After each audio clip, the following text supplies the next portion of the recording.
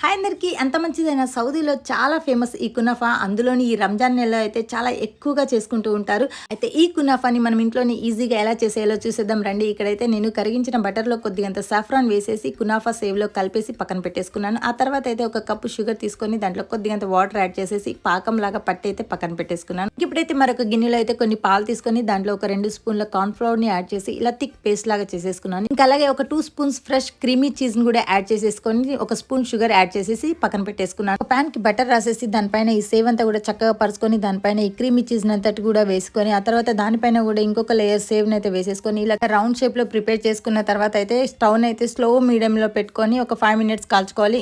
మరొక ప్యాన్ కి అయితే బటర్ రాసేసి ఆ ప్యాన్ ని ఈ ప్యాన్ పైన పెట్టి తిప్పుకోవాలి. అలా ఒక్క పెనం నుంచి మరొక పెనంలోకి అయితే కాస్త జాగ్రత్తగా మార్చుకోవాలి. అదైతే చూపించలేకపోయినా ఇంకా దానిపైన షుగర్ సిరప్ని అలాగే పిస్తాని చల్లుకొని తింటే నోట్లో ధూమ్ధామే. వీడియో నచ్చితే లైక్ చేసి డూ సబ్స్క్రైబ్.